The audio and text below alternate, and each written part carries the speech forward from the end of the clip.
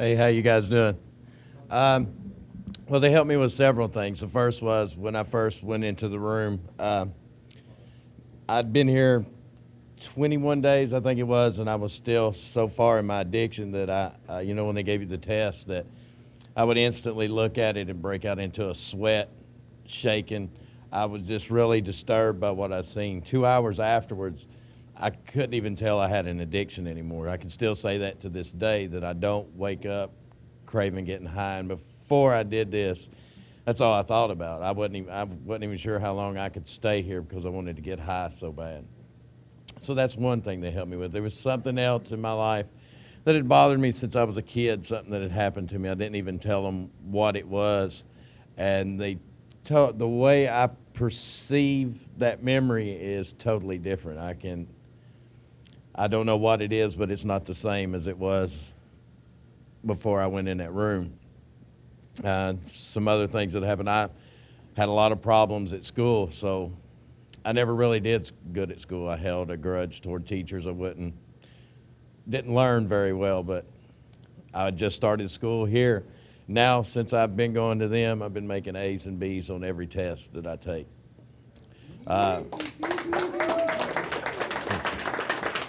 I could never have stood up here in front of all you guys before and talk without just breaking out in sweat. Now it don't bother me at all. I can stand up here and look at each and every one of you looking at me, and it don't bother me. So from somebody who was really skeptical at first, I decided I would give them 100% of what they wanted, and I did it, and it has helped me 100%. And I'm going to do it again, so if you haven't signed up, please do. Thank you. Okay, very good. And I know there's more. I know some of you are a little shy or whatever, but who else? Yes, come on up, Val. Val was one of the ones that I was talking about. She had a lot of emotional stuff. They worked with her a little bit, and after they left, it's like she just kind of took off and things got a whole lot better really quick, yeah? Yeah. So tell us about it. Okay, so the first time you guys came, I was new here too, and I don't know what happened at that time. It wasn't like that push, but the second time, the last time they were here, it was a great change. Like my weight started melting off. Like I've lost 45 pounds since then. Yay. Awesome. Because you know what? It wasn't like, okay, I'm going to lose weight. And I didn't even talk to them about that. What I did was that things in my life were tied to that, all this emotional stuff and stress and things like that. And they helped me clear that junk out. And what they helped me do is realize, that I have control of what I think about. And I have control of what I do with it.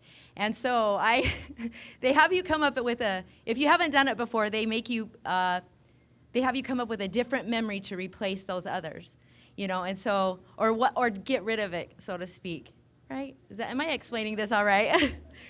For me, this is how it happened. So I had all this garbage, right? And I'm like, I don't know what to do with this. So I pictured in my head this great big dumpster, and I put it on in the front yard of this person that caused me a lot of pain in my life. And I put all that crap back in the dumpster, and he came outside and said, "What is this doing on my front yard?" And I was like, "I don't know, but it's yours now."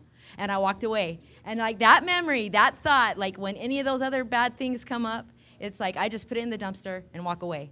And it really, it made me feel so much better. And like I said, it helped me think differently. And those bad memories that we have that affect us and that we hang on to and we don't want to let go of, when I think of that, I can recall it, but it's not. It's kind of like what Charles said. It's kind of like it's just a blurry thing. I can't even really. I don't feel anything. I could pull up a picture, and then I see the dumpster, and then I'm fine. So anyway, that's it. It was a great change this last time for me too.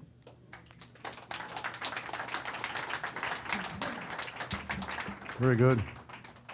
Anybody else? Anybody else want to share about their experience? Okay.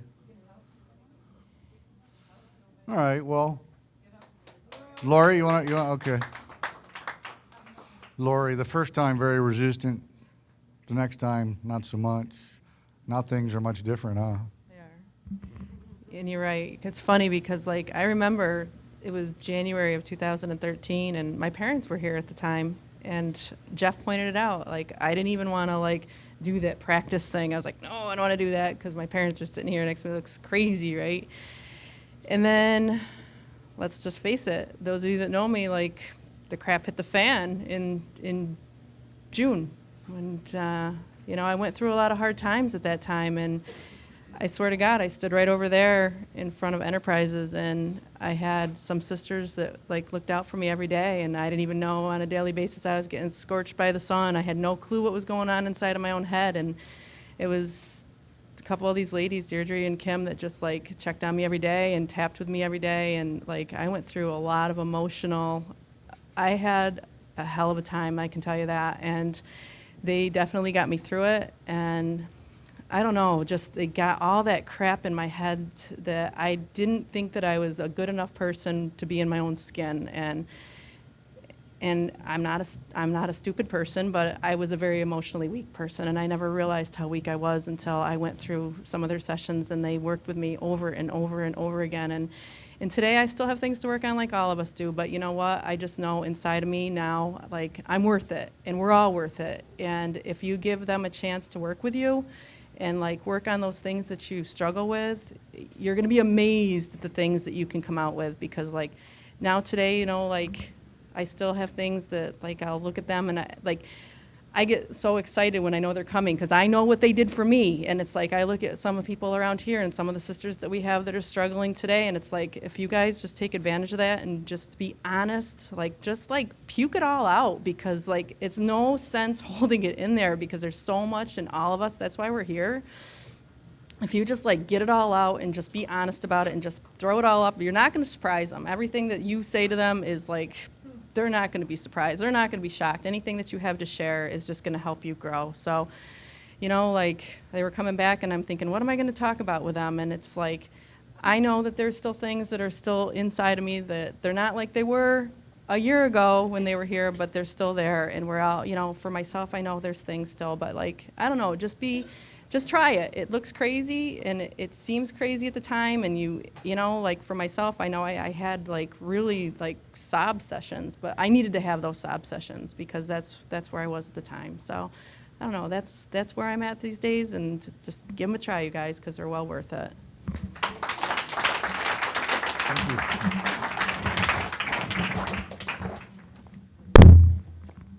So we've been doing this for, I don't know, 5 years, something like 5 or 6 years. And I'll be real honest with you, like Lori was talking about, when I first heard about this, you know, it's interesting, I met Robert through somebody else and heard what he did, and I was like, okay, it sounds interesting, but, and then I watched what he did, and then I got to know him, and he came over here, and he worked some with me, and then he worked with some other people with me watching, and then the more I learned about it, the more I realized that a lot of their entire belief system is pretty much the same as Habilitat's. There are no broken people. There's no such thing. We're all doing the best that we know how to do with what we've been taught. And until we're taught something else, the only thing we can do is the best that we can do. And even our families, they taught us the best that they could teach us based on what they knew. They can't teach us things they didn't know. And on that premise, it goes to, you know, without saying that if you can learn some more resourceful tools for managing your emotional state or controlling your emotional state. I mean, think about it. How many decisions have we made in our lives based on an emotion that led to a regret, that led to a tragedy, that led to incarceration, whatever it is? And if you can think back, if you were in a position to control your emotions throughout your life or even into your future, how would it affect your life? How much more freedom would you have in your life if you were in control of your emotions? And that's really what this is all about, is building emotional intelligence. So I met Robert, we got to know each other. Since then, he's been here a whole bunch of different times. Now he comes and he brings his top practitioners from around the world twice a year. They do it all on their own dime. We don't pay them to be here. We couldn't pay them if we wanted to, but they are interested in what we do here. They believe in what we do here, and they come from all over the world to help you and to contribute to what we're doing. So, you know, I've said this every time that he's come, but, you know, basically, because of the work that we do here, I'm constantly looking for people that can teach me more about how to help other people. And he's certainly somebody that has done that. And, you know, I've said this many times, as far as I'm concerned, in terms of somebody that understands the working of the human brain, he's the person, the top person that I've ever met that really understands how we do what we do inside of our heads.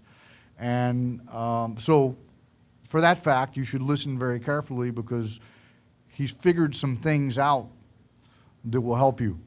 And if you'll listen and you'll learn and you'll pay attention, you're going to understand some things a lot better. So this is Mr. Robert Smith. All right. Everything sound good? All right, very good. Well, I'm so excited to be here. We got some feedback there, so we need to figure out what that is. I sound almost like Barry White, but not quite. Is that good? I think that it's a little bit more, too much bass and a little more treble. Trouble, not treble. Trouble, not trouble. All right. So my name's Robert Smith. I'm from Oklahoma. And if you don't know where Oklahoma is, it's above Texas. Texas is below us.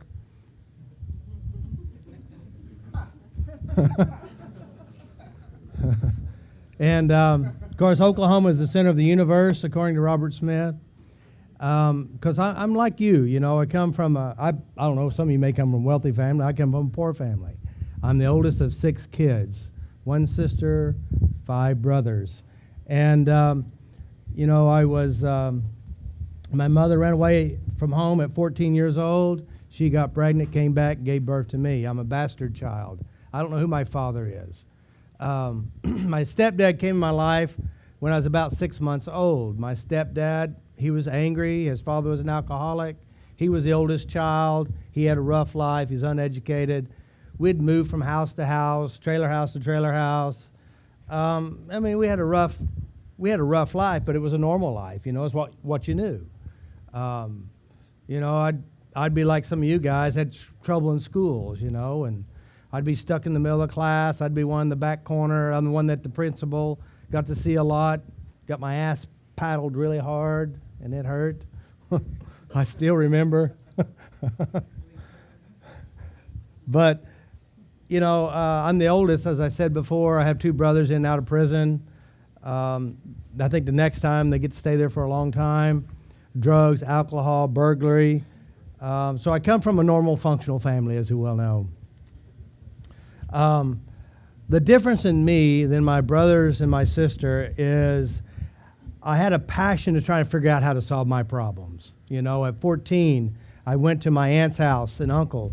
My brother and I, we were shipped to Louisiana, and we worked. And one thing I discovered while I was there is something very unusual, and that it was peaceful.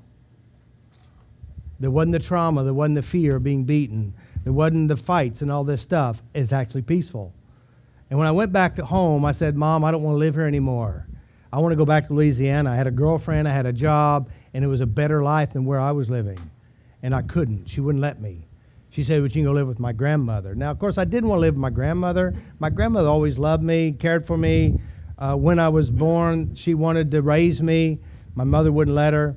My grandmother would pick all us kids up. We'd have diaper rash, dirty, hungry, and she'd tell stories about how we was just filthy, and she'd feed us, take us to church. And so this was my life. It was not an easy life. It was, you know, I remember, you know, in recess, I'd disappear, wouldn't go to school, you know, and the police would be out looking for me. And you know, I was hiding, and I was fearful, and all this stuff because of the stuff that happened to me. Now, my dad, he was my greatest teacher. And what I mean by that is that he would beat you at the drop of a hat. He would say nice things to you. You worthless piece of shit. You hoodlum. He would beat you. You had to be quiet. You couldn't laugh. You couldn't be noisy because he was tired. By the time my mother was 19, she had 4 of us hoodlums. So I come from a normal family. And so, here it is at 14, 15, I went to live with my grandmother. Of course, I wasn't very good at school. I wasn't good at school at all. C's, D's, and F's were my better skills. But I did have people who took interest in me. There was a coach who brought me and several other guys to wrestling practice. I actually created a skill of wrestling, and I built some self-confidence in myself. At least I could do something. And then other people took interest in me that would encourage me to study and help me study. And then, of course, living with my grandmother, she was one of those people, when the church door was open, we were there. She was a very smart woman. She knew how to manipulate me. She said, I'll let you drive the car. And at 15, you want to learn how to drive a car. She said, but you can only drive it 3 times a week: Sunday morning, Sunday evening, and Wednesday night, church night. Of course, I was a good church person. I would go and I would sit in the back and I would do whatever. She sent me to church camp. Now, I was a pretty smart guy, and I figured out that I could take some of Grandpa's vodka and pour it in a little bottle and go to church camp. That's right. I got saved, got drunk, got laid all in the same weekend. But I kept doing what the church said to do, and it didn't work for me. I kept going back to the stuff, the nightmares of my father beating me, of me killing somebody I never killed, or my father being killed. And I had these horrible nightmares. I tossed and turned. I didn't have no peace. And so I kept trying to find out, why doesn't it work? That's what I wanted to find out. What works? Because I don't know about you. If something works, there has an appeal to it. If you keep banging your head and you get lumps on your head and you wonder why you have lumps on your head, we got to figure out, where'd you get the lumps at? And that's because you keep beating your head against the wall. Because, see, you're normal. You're absolutely normal. If I had lived the life you lived, if the person next to you had the same exact experiences, guess how they would act? The same way. Because I believe inside you there's a divine spark. This spark, I call it the learning machine. That means whatever you're exposed to, whatever you see, hear, and experience, this spark will take this information and it'll expand. It'll add more to it. The problem is that we landed in bad spots or good spots, depending on what you mean. Because, see, I landed in a family that was very functional in its dysfunctions. It knew how to do what we knew how to do. We survived. Just like your family, you do what you know how to do based on your survival skills from where you came from. Now, of course, it's very common for you and I to have these feelings that you're a worthless piece of shit. You're guilty. It's your fault. No one loves you. No one likes you. And if anybody could fuck it up, you know who that would be, right? Us. We're considered the black sheep, the bad one, the one that's not worth anything. We're guilty, and that's what we think. But the reality is, it's not true. It's a skill, it's a talent based on what we've experienced. And so what we want to do is, what I figured out is, if I could find one thing that worked, I would use it until I became an expert at it. And what I began to do is I started searching and reading the Bible. And I said, okay, I did read and confess all this stuff. Why didn't it work? And I figured out that I had to actually learn to be a learner, to actually use what actually works. And if you do that, for some reason, it works. For me, that's appealing. Then I began to find out about hypnosis. What is hypnosis, And of course, hypnosis, there's a lot of research about hypnosis, how powerful and effective it is. But what is hypnosis?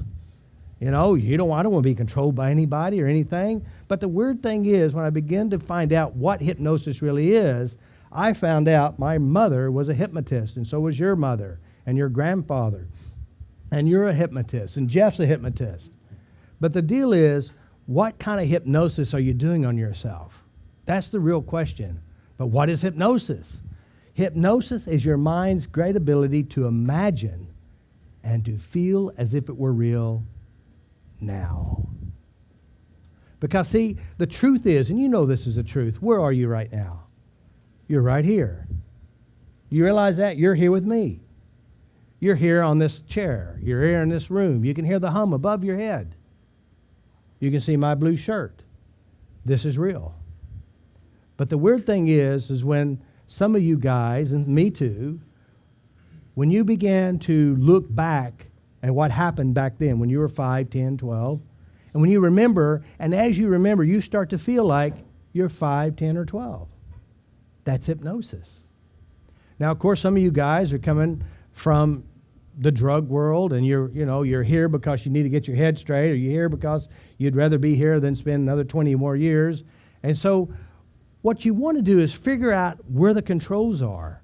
Because one thing I figured out, if I knew how to take control of me, I can actually get more in my life.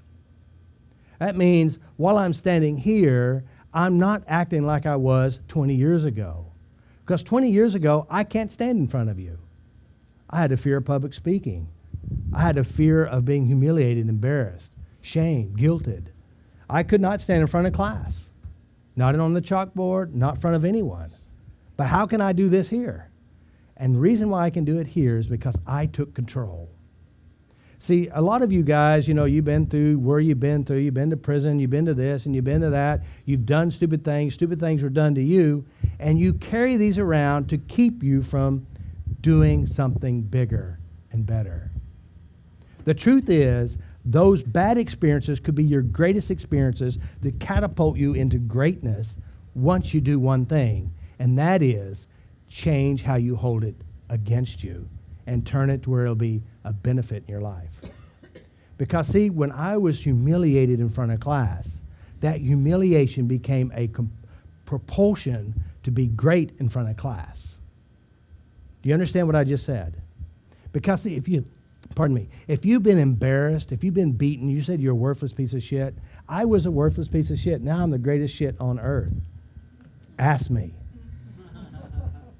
Because it's what you do to you that makes a difference. I can't make you feel bad. The person next to you can't make you feel bad, nor can your past make you feel bad. Only you do it. The question is, how can you get control? Isn't that right? Let me tell you something, guys. Each and every one of you here could be making $1 million a year, being super happy, traveling around the world, taking life easy, having true love in your life, and experiencing whatever you want if you learn one thing. And that is figuring out how to release and transform every hurt, every pain, every bad experience, every stressor in your life.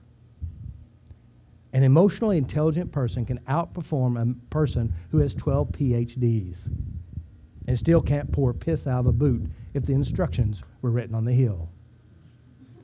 Emotional intelligence is more powerful than intellectual intelligence. Is that right? So again, I'm in a room full of people who are experts, who are survivors. And unfortunately, your best coping skill in life is to run, is to look for anything to make you feel better and try to avoid what you hold here. How fast, how far, and how much have you used? Did it get rid of what you're still trying to run from here? Is it gone? It's still there, isn't it? You used a shitload of drugs, didn't you? You did a lot of stupid things. Guess what? Is it still there? It never worked. Do you realize that? Not only that, it even got worse, didn't it? So, what can you do? I say, learn how to make friends with the smarter part about you. Now, the smarter part about you don't know much about because you've been running from it. You've hated it, you cussed it, you blamed it, you ignored it, you ran from it, you didn't like it, and that part is the part that knows how to walk and chew gum while you're driving around in your head. It's the part that knows 5 times 5 is what? Just pops in, doesn't it? It's the part that knows how to feel bad without you thinking about it, because it's only using what you hold. Because this spark within you, this divine spark within you, always operates from what it holds. So do you want something better? That's the real question. Do you want something better? Hello? Yes. Would you like something worse? No. Come on, would you like a little bit more shit? No. Let me tell you how to do it, okay? Some of you want some shit. Let me tell you what you do. Is first of all, while you're here, think about getting high. Think about it all the time. When you see aluminum foil, go to your high feeling. When you roll your cigarette, when you do all this stuff, think your high feelings and go back to your shitty memories. That's going to get you out of here really fast. Do you want to feel like shit? Go back to the times that they beat you and abused you and said horrible things to you. Do you want that? You know what? If you're carrying these memories inside you, guess what's going to happen? When you're not looking, they're going to jump inside your mind and say, hello, here I am again. It's time to feel like shit. You want to use? You understand what I'm saying? How many of you know this is true? You know the number one reason why you use is because you feel bad and you want to feel better. Isn't that right? When the shit hits the fan, your girlfriend dumped you, your boyfriend dumped you, you lost your job, no one likes you, and all of a sudden, guess what happens? It says, hey, I got you feel good right here. You hear what I'm saying? Do you want something better? Yes. The only way you're going to get something better is you're going to change what's inside you. Do you realize that? That is the only way you're going to get something better. Now, it's this job is not for the pussies or the weak ones. You know what I'm saying?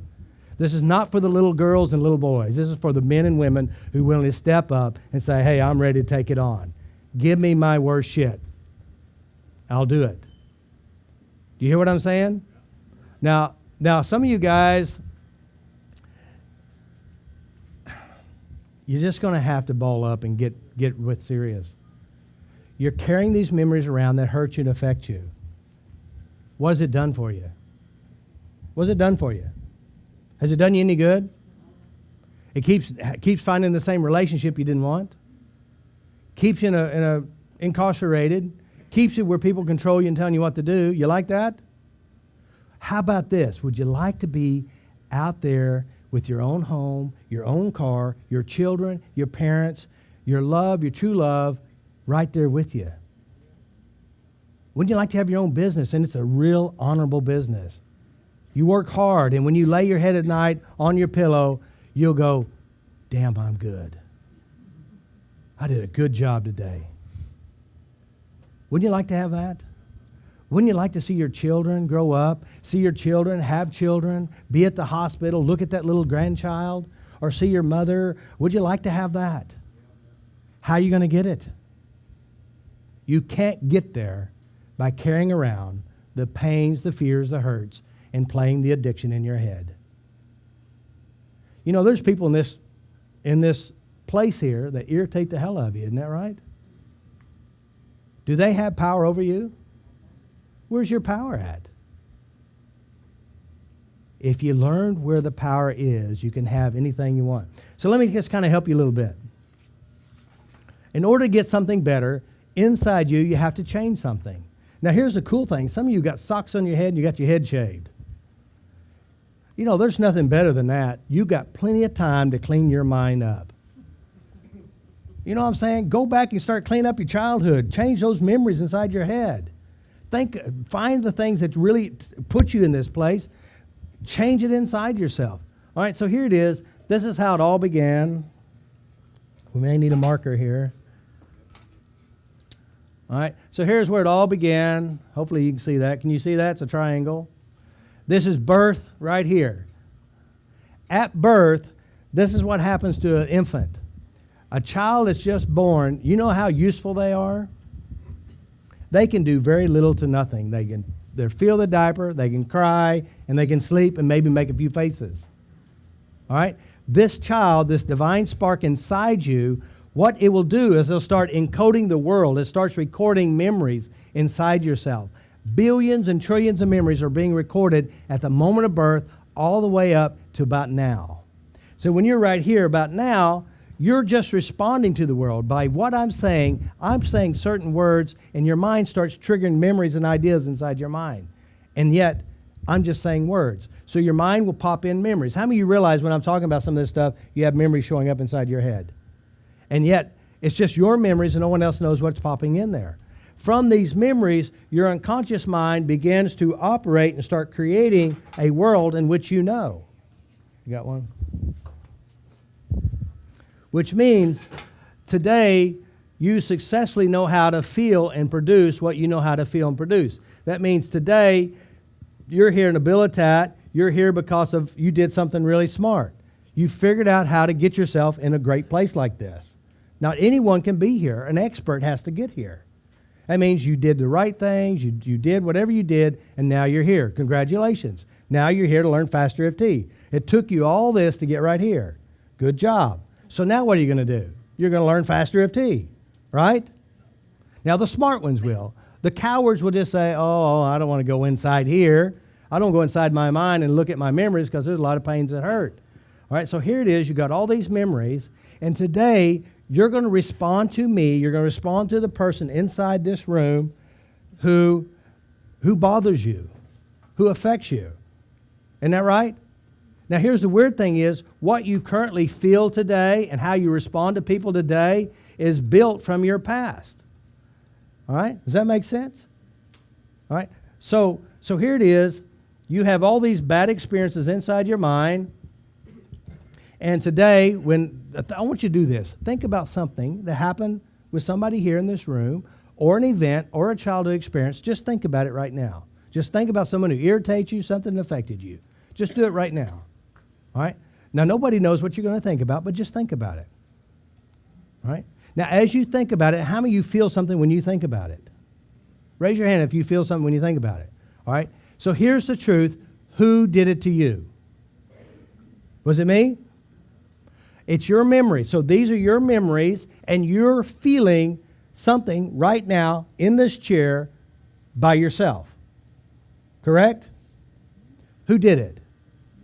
You. All right. So this is a programming that you have picked up from your childhood all the way up to this moment, and it's a response that you can change. Now, here's something. Let's say this person here in this room or this event that happened to you, and what if you change your response to them? Do they have power over you? Did you hear that? This person, this event, if you change your response to them, do they have power to make you feel bad? Would you like to have that? Would you like to have the ability to let no one bother you and affect you in a bad way?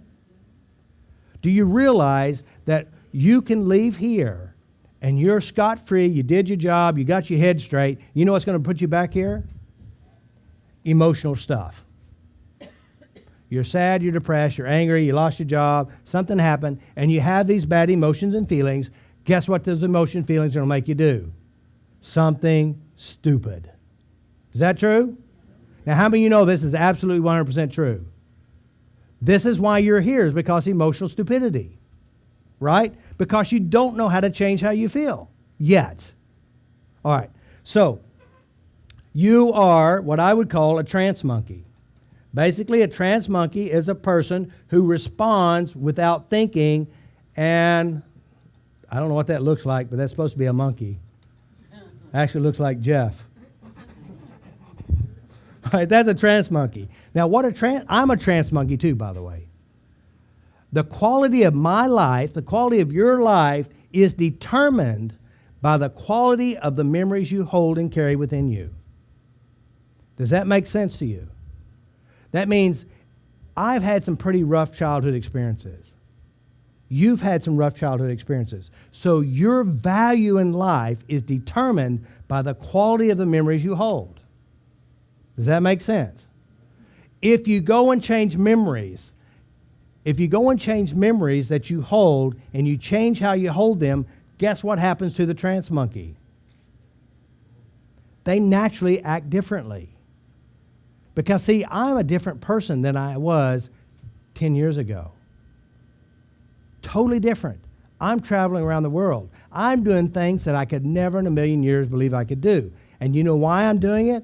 It's because I did one thing. As I went to my bad memories and I changed them. Now, here's something interesting. As I continue my life today, I too get to experience other experiences that aren't so pleasant. Guess what I do when I meet those opportunities? I change how I feel about it. I tackle myself and change them. Now, see, here's the problem. Why do we have problems, and how can you change it? So let's think about it. Here it is. This is your memory. Let's say this is your eyes, and you're watching this, and what happens with memories is they're recorded inside your brain. So this is your mother, or let's say your father with a dress on, depending on where you come from. This experience is an experience that hurts you and bothers you. You know what your brain does? It captures this moment and it holds it right here inside your mind.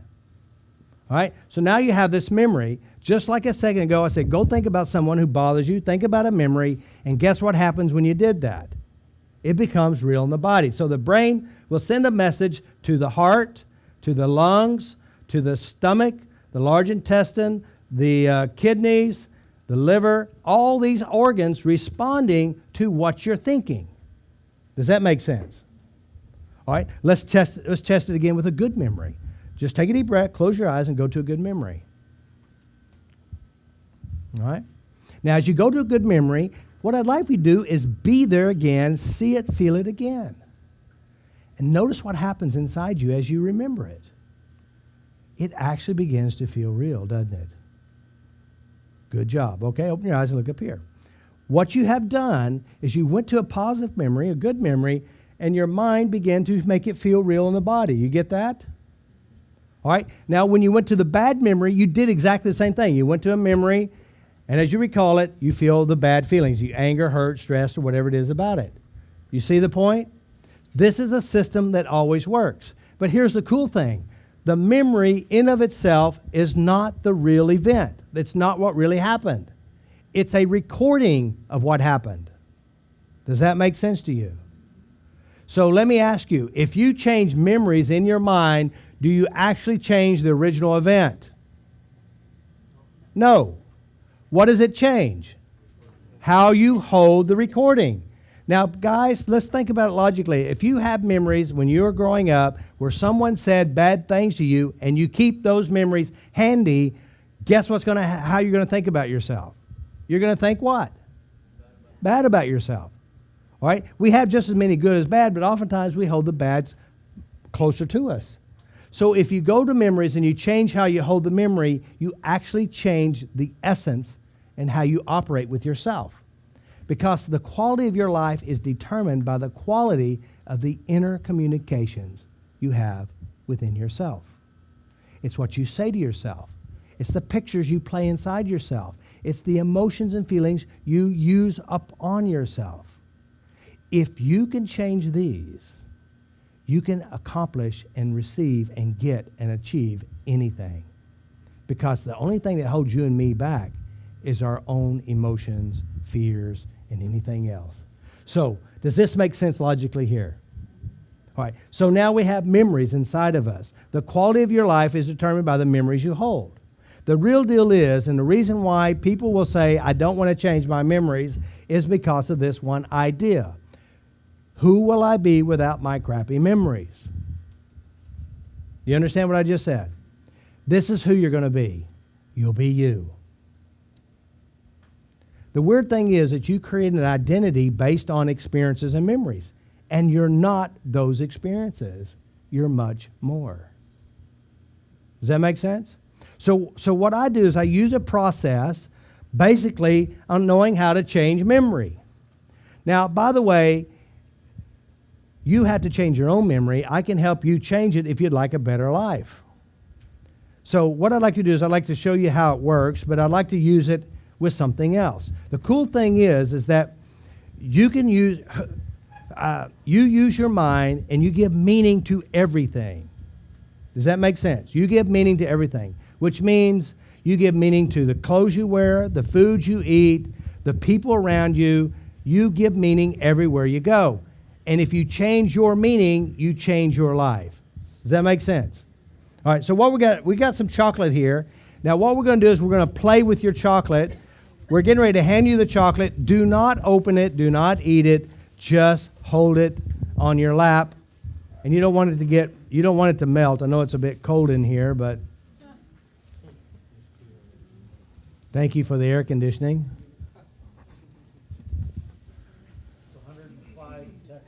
It's 105 in Texas. Aren't you glad you're in Hawaii? Amen. It's cold in Switzerland, though. Freezing in Australia. So that's what we're going to do, guys. Even if you've done this before, Guys, you can eat the chocolate when you're done if you want to. All we're going to do is we're going to test something, okay? Do not open it. Just have it handy. Now, if you don't like chocolate, don't worry about it. You can still do it. If you love chocolate, that's fine. You can still love it when you're done.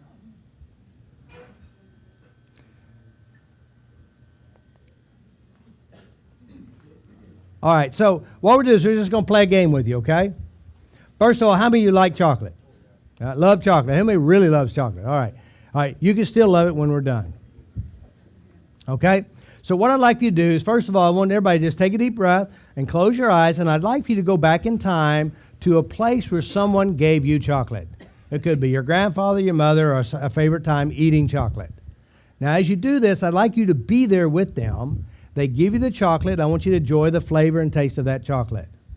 But as you're feeling the flavor and taste of that chocolate, notice the emotions you have with the chocolate. Feel that emotion.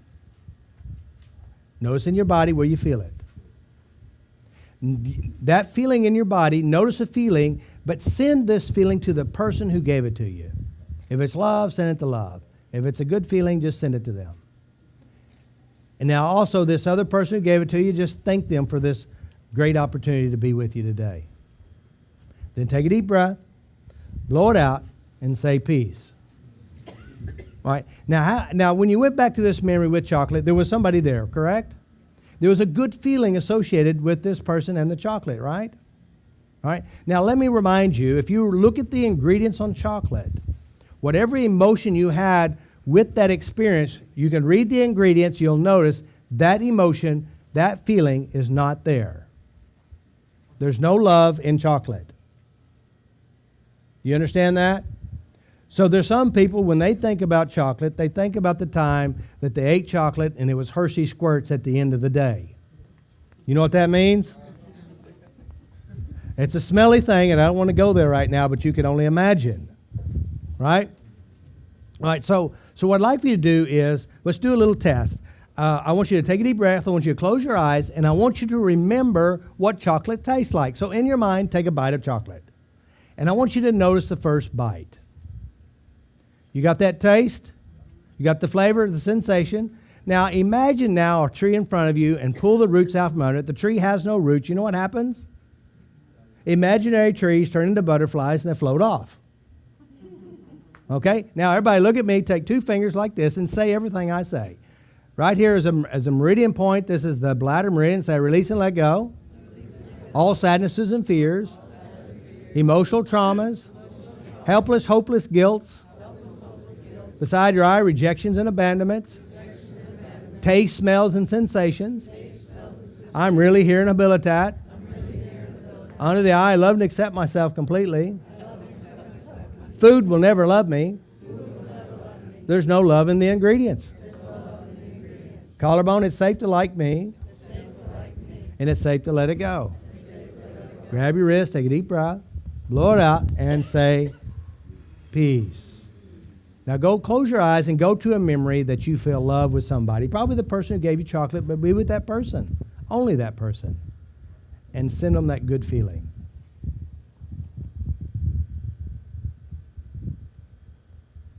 Take a deep breath, blow it out, and say peace. Good job. All right, now in your mind, let's go back to this chocolate experience. Now, I'd like for you to imagine chocolate again, and I want you to taste the chocolate again and notice how it tastes now. Does it taste the same? If it does, if it's changed, notice what it changed to. You got that taste? If you can't remember it, that's all right. Just think of something else. The chocolate. You got the chocolate? Think about the smell. Tap between your eyes, that smell, that taste. The sweetness, the bitterness. The smell, the sensation. The cocoa, the sugar. The texture, the sensations. Collarbone, let it go. It's just chocolate. I can eat all I want. Deep breath. And peace. All right. Now, in your mind, go back and taste it again. And can you still taste it in your mind? Raise your hand if you still can. So we got a few people. Notice what you taste.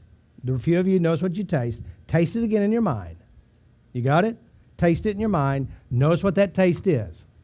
Notice how strong the taste, or maybe the location of the taste on your tongue in your mind. You got it? All right, tap between your eyes. Feel your fingers too. Say, I let it go. Beside your eye, feel your fingers. Let it go. Under the eye, notice your fingers. It's safe to let it go. Collarbone, it's okay. Grab your wrist, deep breath. And peace. All right, now, like you do is smell the chocolate in your mind. Smell it. You know what chocolate smells like? You smelled a lot of chocolate in your life. Can you smell the chocolate? Notice what it smells like. Is it sweet? Is it bitter? You got it? How many of you can smell it? Notice what the smell is. That smell. It's a fake smell because I'm not really smelling it. It's imaginary smell because I'm not really smelling it. My mind created the smell inside my mind. It's not a real smell. It's something I created. Let it go. Deep breath, blow it out, and peace. Peace.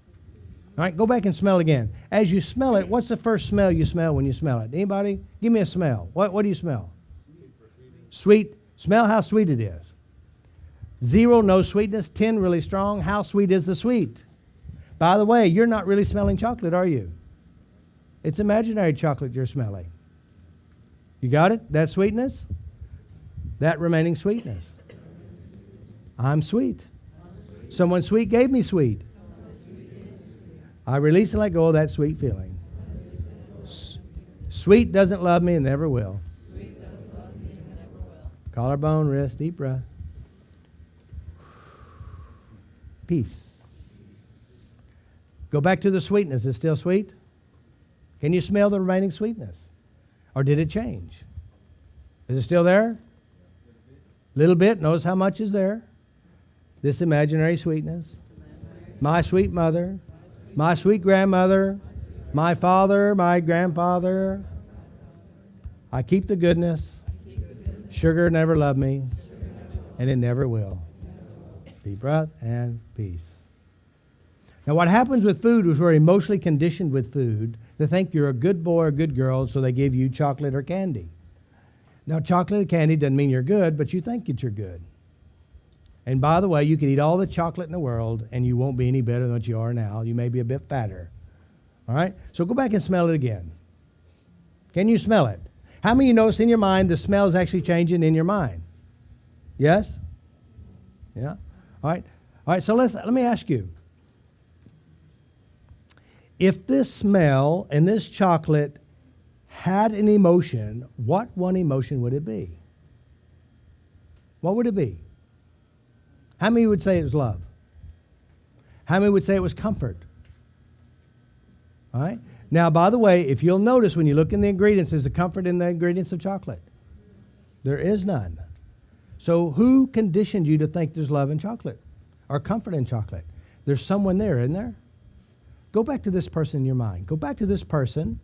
You don't need chocolate. You need what this person did for you. Receive it from the person. Because chocolate, if you thought it was love, you'd take it to bed. It'd just lay there. You wouldn't do nothing. Chocolate can't hold you either. And chocolate will never love you. But people do. Go back to that person and send this feeling to them. Take a deep breath. Blow it out. Say peace. All right, so now what we got real chocolate in front of you. What I'd like for you to do is to take it and open it up just enough to smell it.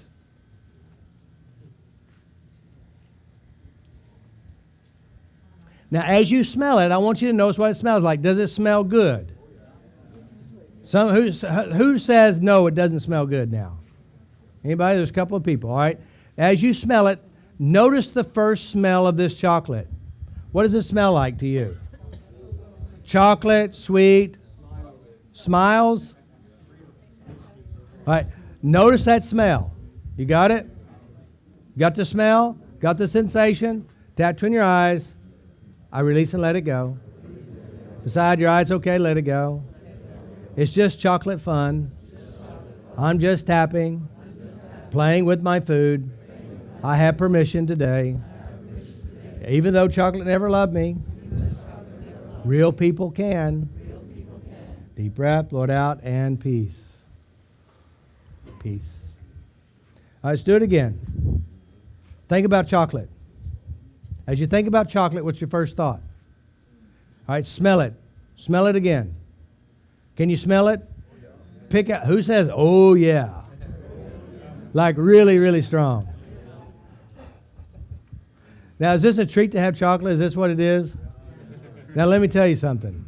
This is not real chocolate. What they did is they ground up some horse shit. They put a lot of fresh horse shit in there and a couple of maggots as well. I hope you're going to enjoy this. All right? Nothing like fresh maggot chocolate, so just want you to just realize that, okay? All right, go ahead and smell, enjoy your maggot shit. All right, say, tap between your eyes, oh shit. Chocolate never loved me. It never will. That smell, I'm okay. Let it go. Deep breath. By the way, when you eat chocolate, you know what that means? You as a good boy or good girl, isn't that right? You're so good. Here's you some chocolate.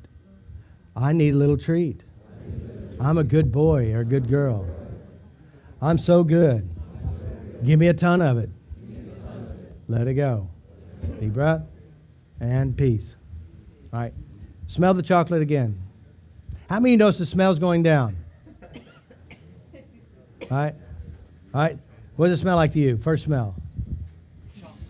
Chocolate. So what does chocolate smell like? Because I don't know what it smells like. Sweet. Cocoa. So you know, like cocoa? Smell the cocoa. You got the cocoa smell? That cocoa smell. Like Mom used to use. Like Grandma used to use. I love my grandmother. I love my mom. And whoever else used cocoa. But that chocolate bar will never love me. It's just chocolate. Deep breath. Peace. Smell that cocoa again. How strong is the cocoa smell? Is it the same, less or more? Same. Exact same. What does it make you feel when you smell it? Good or bad? All right. All right. Does it make you feel happy, sad? What does it do? Chocolate.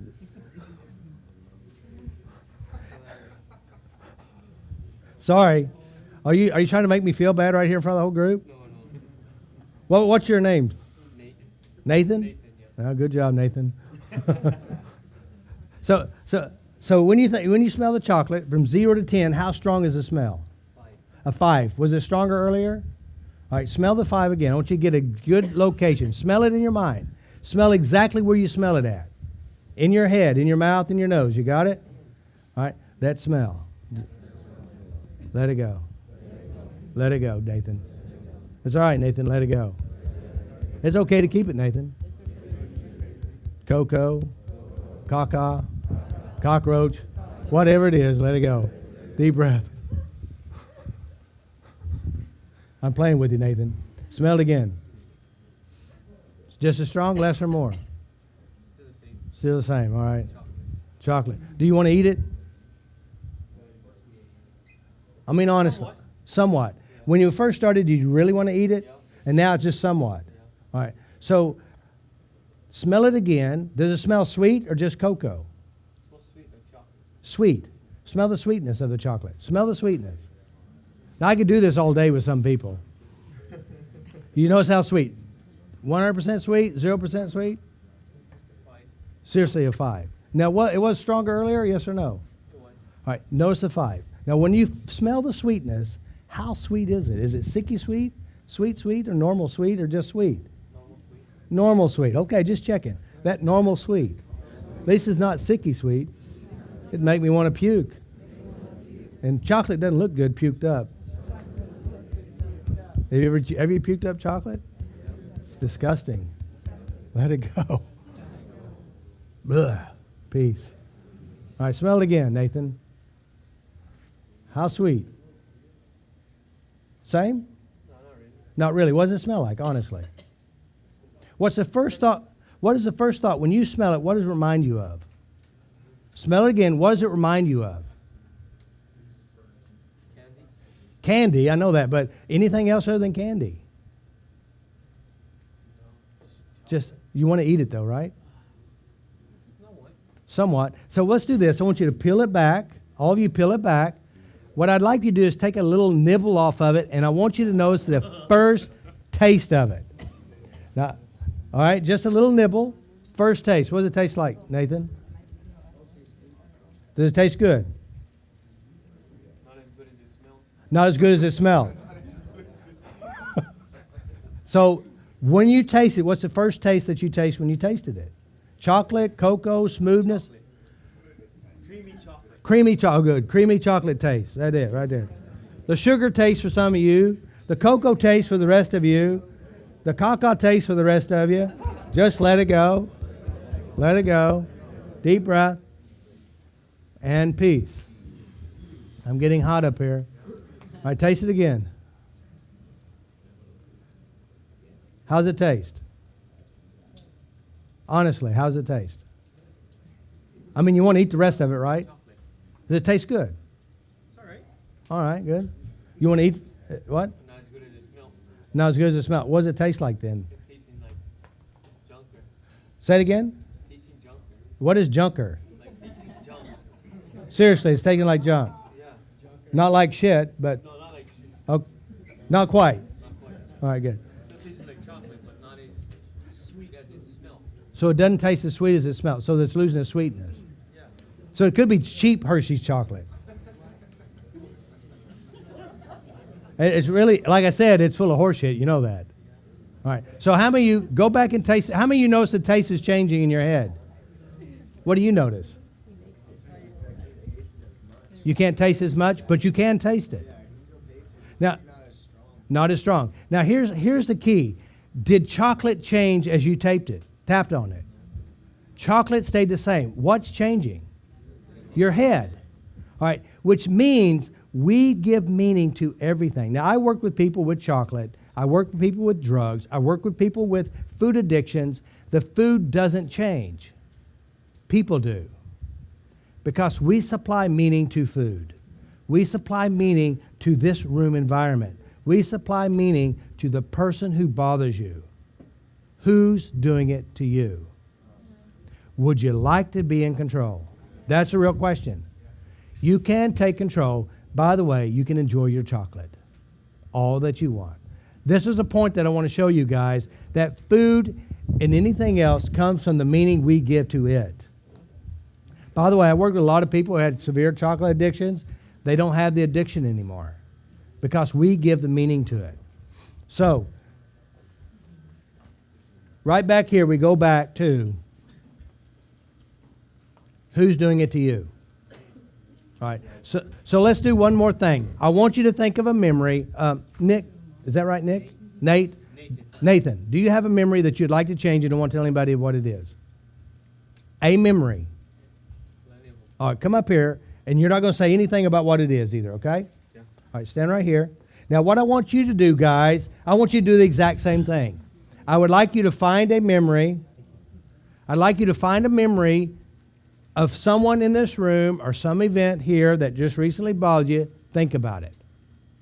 And I want you to pick something else. I want you to pick something, the worst memory in your life, and don't say anything about it, okay? Yeah. All right. All right. First of all, Nathan, right? Yeah. All right, Nathan, take a deep breath. Close your eyes. I want you to go to this memory.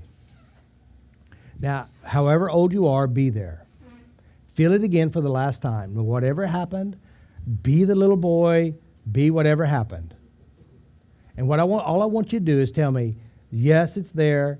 0 to 10, how strong? 0 doesn't bother me. 10, how strong is it? Yes, it's there. And how strong does it bother you? 0 to 10? 9. A 9. And you see you in the memory, or are you in the memory? I'm in the memory. And you can feel it in your body. Where do you feel it at? Feel it in my stomach. In your stomach. Notice where you feel that. Now, what I want you to do, Nathan, is I want you to pretend as if you had helium-filled balloons and you let them go. What happens to them? They float away, don't they? Now, everybody, find your memory. Tap with me. And I'm going to tap on you. Just say it out loud. Say, release and let go. All sadnesses, All sadness, all fears, all fears, angers, anger, emotional traumas, trauma, helplessness, hopelessness, no control. no control. The past is over. The past is over. I'm really here, I'm ready here. and I'm okay to let it go. And I'm okay. Let it go. Take a deep breath. Take a deep breath. Blow it out, and peace. Now, Nathan, go to your good memory, your happy memory. Doesn't matter which one it is, just go there and be there. And as you're there, feel the good feeling inside you. Got it? Got it. Take a deep breath, blow it out, and say peace. Peace. Good job. Now let's go back to this other memory that was a 9 from 0 to 10. Step back in the memory and feel it again. Let it bother you. How strong is it?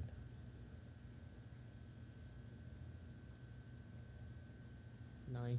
You still feel a 9. All right. So are you watching something happen in your mind, right? Yeah. I want you to look at the person's face, your face or their face. You got it? Notice the expression. You got it? Say, I release and let it go. Release and let it go. It's okay, let it go. It's okay, let it go. They had problems. They had problems. I had problems. I had problems. It's not my fault. It's not my fault. It's all over. It's all over. I'm here in Habilitat. In Habilitat. Say to let it go. Say to let it go. Deep breath. And peace. And peace. All right. Now, Nathan, go to your memory. Look at someone's face. Are they happy yet? Is it positive yet, or is it still bad? Okay, again? Yeah. What was that one? Look at you saw someone's face, Yeah. and as you look at their face, are they happy, bad, or sad, or what is it? Can't tell what they feel. All right. Can you feel what you felt then? Yeah. And look at you. Say you're looking at you back then. You're a fly on the wall, and you see your face. Mhm. You got the expression on their face. Mm-hmm. And notice how you look. Say, release and let it go. Release and let it go. I'm not there anymore. I'm not there anymore. I'm here in Habilitat. Here in Habilitat. I forgive myself. Forgive myself. I release the hurt and pain. Hurt and pain. That's not me anymore. It's not me anymore. I'm much older. I'm much older. Take a deep breath. And peace. Peace. All right. Good job. Now go to that memory. Yeah. Look at you. Feel it. From 0 to 10, how strong is it? Doesn't bother me. 0 to 10, how strong? Say a 4. 3. A 3. And you can feel it, can't you? Okay. Can you find a specific emotion? I feel what emotion? Anger, sad, hurt? Hurt. Feel the hurt. You got it? I release that remaining hurt. I release and let it go. It's all over. It's all over. We all did the best we could. I forgive them. I forgive me.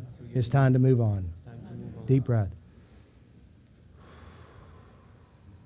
Peace. Peace. All right, go back to this memory. From 0 to 10, it was a 9. Go back and feel bad with it. Look at you. Feel it as it's happening again, and how strong are the emotions and feelings with it?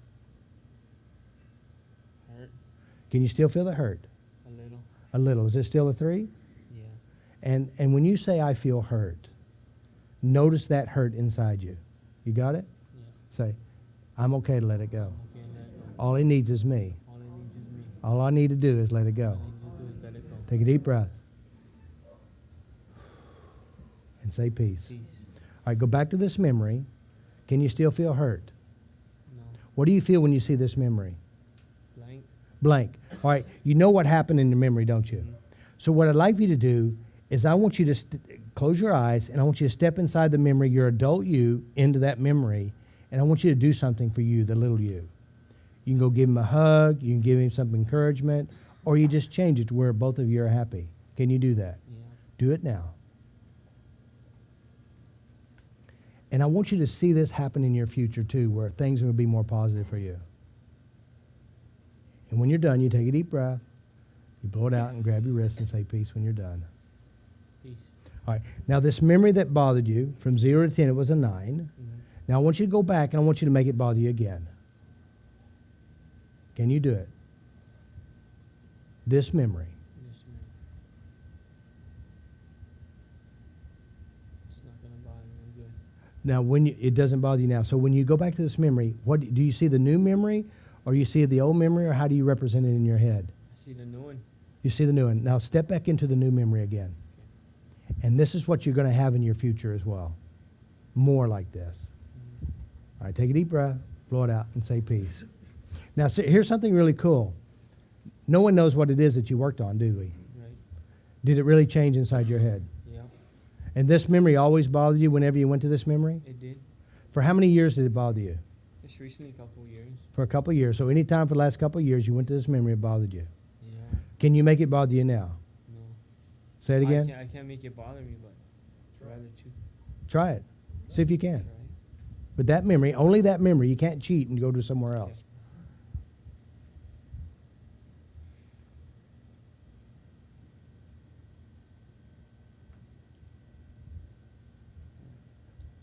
Can you or can you not? No. Is that good? Yeah. What happens if you go to all your bad memories and you change every one of them? That'd be awesome. That's what you can do. Yeah. Good job.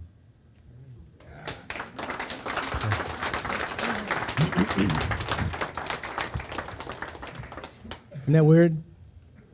I mean, like, Come back over again. Now what now? true. I mean, Give him he can say it right here. I got the microphone right here. well, I mean, it's like kind of tripping out, like, cause like you try and like it's like a thought that gets erased right away. It's like weird. I mean, That's good though. that's good. That's awesome. But that's pretty trippy to me. That's good. Yeah. Good job. Thank you. Buddy. Good job. All right. So let me ask you something. Let me ask you something. Do you realize the quality of your life is determined by the quality of memories you hold inside your head? Let me say that again. Your life that you have today is built from the memories you carry today. Do you realize that? The reason why you're here is because of experiences that hurt you and bother you, and experiences and the mistakes and things you said and did. Isn't that right? If you continue to carry those memories to torment you, you'll always repeat what you carry. Do you understand that? So what we want to do is take the memories, change them, keep the lesson, and create a better life for yourself. If you do this one simple exercise, go to the bad memories and change them. Change them what you'd like to have in your future. Change them to what you'd like to give to your children, the ones you love, and the ones you care for. Because whatever you carry here, you're going to share with people you probably shouldn't share with. And those are the people you care for the most. Do you not realize your pains and hurts were given to you because of other people who raised you and loved you? Do you realize that? What we want to do is heal our stuff today so that tomorrow your life will be totally different. Now let me remind you too, this doesn't happen in one day. It happens every day, the rest of your life. I tap on myself every day. I have experiences that bother me, hurt me, and affect me. I tap. The cool thing is that I can do it. No one knows what I'm doing. That means I can tap with my eyes. I can do it in my mind without anybody knowing it. I can do it like this. No one knows. Because, see, the powerful person is the person who takes powerful control within the self. And if you do that, your life will be brighter and better. If you're going to have experiences here, you're going to make mistakes, people are going to say things that affect you and bother you. What do you do with it? One, you can wallow in it and feel bad, blame everyone else, or you can just let it go by tapping on it and change it. You do have a choice. The choice is up to you. I recommend doing what's best for you, and that is letting it go. Because I don't know about you, I like my freedom.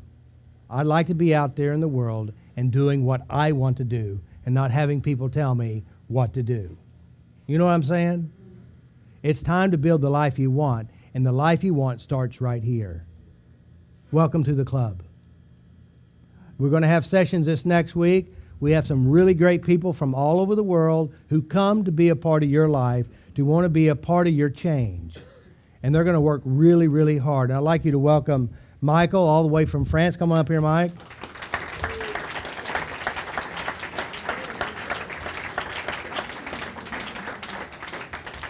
Jonah, come on up here, all the way from California. Alan, all the way from California, Southern California. We have Kim, all the way from Australia. We have Larissa, all the way from Canada. We have Deirdre, all the way from Ireland. We have Katie, all the way from Switzerland. And Elana, all the way from Israel. Now, all these guys have spent hours of studying FasterEFT. All these guys have been sitting in class today. They've been spending a lot of hours studying how to help you change. And their whole goal is to do one thing, is to love you, to help you, to empower you, and give you the ability to have the best life you could ever have. And it starts with liking yourself from the inside out. And these guys are going to work really hard. We're going to do a lot of crossfire, which is two people working on you and helping you make changes. It's very important, guys. Bring your worst shit. Bring your worst memories, your biggest fears, the worst things that ever happened to you. And when we get done, our whole goal is to let you walk away and leave that problem in your past. We'll never bother you again. Give these guys a big hand. Thank you guys for being here. And thank you, Jeff, for having us here. And we want to be a part of your success because we want to hear from you in 5 or 10 years from now where you got your home, you got your job, you got your career, you got your family, you got your love. We want to be a part of that. And the way to be a part of that is take what we've given you here and use it. Now, you know what happened if you don't use something that works? You go back to what didn't work, and you know where that got you. Life is full of choices. We hope you make this choice with us. Thank you, guys.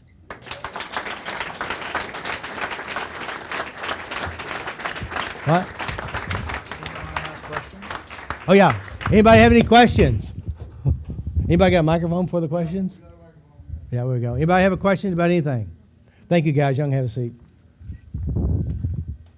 No questions? Somebody had a question last night about why. Anybody have a question why we do the tapping? I'll give it to you just in case you didn't ask. All right, let me explain why we tap. I know it's bizarre. It's not as bizarre as some of the shit you've done. That didn't work. All right, so what happens is when you think, when you have a thought, your mind sends a message to the body. It uses a meridian system that sends a message. What happens is when you think, you go into a hypnotic state, a trance, and the tapping messes up the hypnosis of the trance. It actually brings you back to what's true, which is right now. So when you're tapping, you're actually messing up the message from reaching the body, pulling you back to the truth of the moment is that right here you are. So what happens is when you have a problem, you go into a trance. And you think that trance is real, and you act as if it was real. And the tapping brings you out of it to the reality of right now. All your problems that you perceive today is built from yesterday. So welcome to the club. You all have post-traumatic stress disorder. We all do. So that's what it is. So when you're tapping, what you're doing is bringing yourself back to the reality of this moment, and you're also messing up the hypnosis of the trance of the memory that isn't true anymore. But it seemed true because you went into a trance and became real in the body. Your problem seemed real because you feel it. If you change the feelings and change the pictures in your head, you don't have a problem. You have a question? Like the phrases that you insert, like what, how do you, the phrases that you insert while you're tapping, like how do you direct it? Okay, so what do you do is when you're doing this now, since I don't know you, I don't know the individual I'm working on, and so when I'm using phrases, I'm using guesswork. But since you know you, this is what you say. First of all, you go inside yourself, and you know what you know. You're angry. You have a picture in your head. You have a feeling in your body. That's all you need to know is how you know you're bothered. Picture, image, feeling, sensation, and you tap. The tapping, when you tap, you move your focus from your memory, from the feeling, and focus on your fingertips. And all you have to say is, let it go, let it go. It's safe to let it go. Just let it go. You can do it that way, or you can do it this way. Move your focus to your fingertips, away from the problem you're thinking of, and peace, and then go back and check whatever it is. Because again, you're going to the memory, you're associating to it, and then you're pulling your thoughts away from the memory to the tapping, which is messing up the record of the trance you're playing in your mind. Does that make sense? So what do you say when you tap? Let it go, let it go, let it go. It's safe to let it go. Just let it go, fucking let it go. that simple. It's very easy. All right, you have another question back here?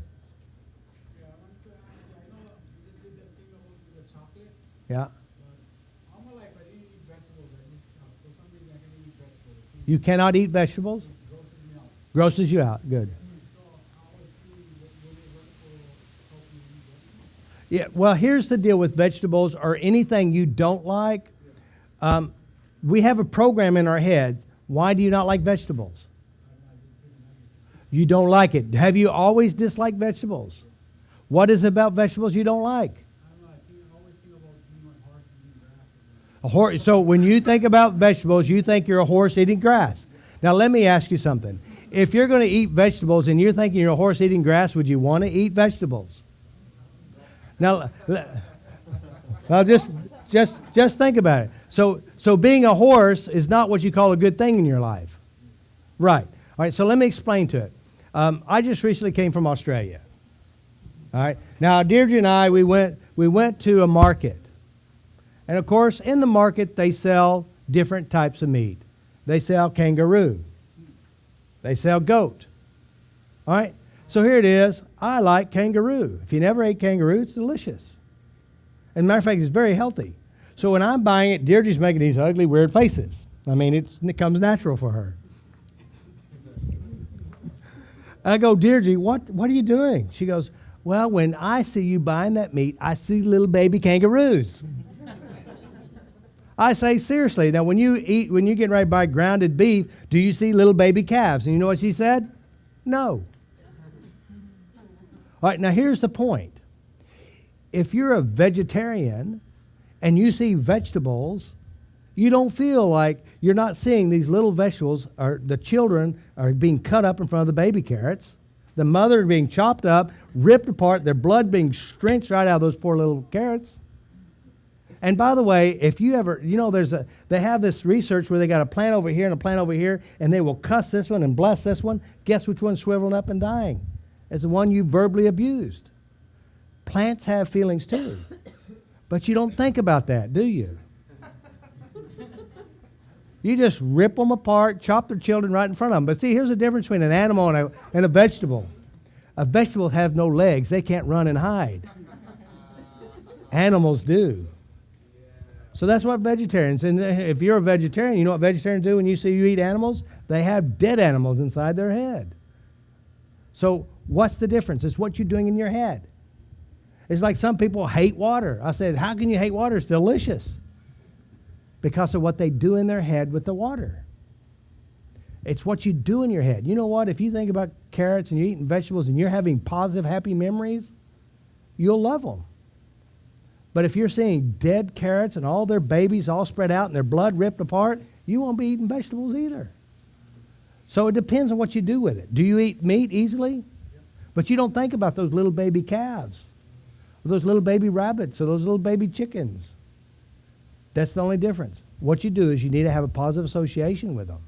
And then you tap out the emotions that you have about vegetables. And of course, if you have, some people are very sensitive to taste, smells, and textures and sensations. You can change that too. It's interesting, to me, chocolate's just chocolate. But to a chocolate connoisseur, oh no. Certain chocolates have certain textures, sensations, tastes, and it's like a billion different things in just chocolate. Chocolate is just chocolate. Yeah. Can you tell us where you've been around the world and certain places that have performed these things on that actually upload people? Well, I've traveled all around the world. I've done a lot of seminars in Australia, of course, America, not as much in Europe. I've been to Czech Republic, Poland, Australia, the UK, Hungary, Ireland, Switzerland, Canada, France, Dubai. Well, I didn't do seminars in Dubai, but I've been to Dubai. So people ask the question, are the problems different in each part of the world? There are some differences, but the processing of the mind are all the same. Everybody does the same thing. You have pictures in your head, you have feelings in your body, you have voices in your head, you have taste and smell. Everybody does it exactly the same inside their bodies. Some cultures have a little bit more conditioning that is not so good. You know, you have a country, especially Eastern Europe, there's a lot of oppression, a lot of church control. The cultural conditioning is a lot worse in some ways. So, but I've been all around the world doing this stuff. I just came back from Australia, Ireland. No, I just came back this last time. I came back from Australia, Ireland, Hungary, and where else did I went? Canada and Las Vegas. And so I'm getting ready to go, leave now. We're going to be here in Australia. Then, I mean, where am I? Hawaii. And then we're going to go back to Oklahoma. I'll be there for 20 days. And then I'm going to go to Portugal, Spain, Ireland, and then the UK. And then back to Oklahoma. So I do a lot of travel, and I teach all around the world. And what I plan on doing, what Jeff and we talked about, is maybe do some training, train some people here to be practitioners here to help you make changes that'll make it a lot easier. So, by the way, learning FasterEFT, you can make a lot of money doing this. What I can do, what these guys can do, what you can do with FasterEFT, psychotherapists hadn't been able to do in 30 years for some clients and people. This works. It works in any area, in any arena, golf score, relationships, money, finances, addictions, weight loss, you name it. It works on everything because it works on the mind. Yes. I have a problem with like authority. Yeah. And so like what you're explaining is you're able to make me feel nothing Yeah. if I do what you do. Is there a way that I could possibly think of a happy thought if I were to see a police officer or something? So here's the deal with police officers. I used to have that same problem, honestly. When I see a police officer, I feel like I'm guilty, I did something wrong. And the reason is because I did something guilty and I did something wrong in the past. And so now I'm operating from that system. So inside your mind, you have memories and references with police officers. Isn't that true? And when you see them, you have an automatic, unconscious condition that you're scared, you're guilty, and it's your fault, or they're getting ready to beat the shit out of you and throw you in jail. I mean, that's just a normal program. So what you do is you go to those memories, you tap it out, clean it up, and live a good life. But I will tell you this, if you're doing something wrong, it's easy to feel guilty and to be scared. Clean up the bad stuff and do right. And that's very simple. We're conditioned because we did do something wrong, and we're guilty, and we still operate against it if we were wrong. And so clean it up and do what's right. You'll feel guilty when you are guilty. But if you've always been guilty all your life, even when you didn't do anything wrong, you got to clean that up as well.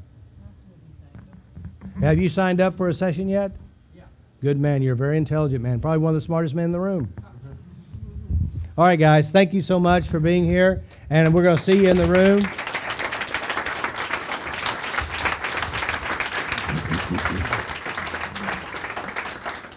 What our protocol is the next few days is we're going to bring you in the room, especially the new guys. What we're going to do is we're testing your addiction, see how strong your addiction is. Then what we're going to do is we're going to have you go into a session, and we come back and test your addiction again. Our whole purpose is to get rid of the addiction. Once we get rid of the addiction, then you can come back for more sessions to clean up other memories. So our whole goal is to clean up the addiction so that you don't have that driving force inside you. That's our goal, is to clean up the addiction, clean up bad memories, and then that way, and teach you how to be a tapper on yourself, take control of it. You understand that? That's our goal. So our goal is to test your addiction first, and then what we're going to do is you're going to go to a session, you'll come back, we'll test your addiction again. Some of you guys that we already worked with will test your addiction again, see if it's still gone. Now, some of you guys has already been worked on before. What you need to work on now, especially if you're getting close to graduation, is your fear of graduating. Fear of being out there in the real world. Or some of the triggers that happened between last time we were here and some things that could be still bothering you. And to get you to be tapping on yourself and take control of your mind. So that's our goal, is to test you, retest you, clean up any bad stuff, and then send you on your way. We want you to be self-empowered and taking full control of your life. That's what we're after. All right? All right, guys, we'll see you this next 10 days. Thank you, Jeff.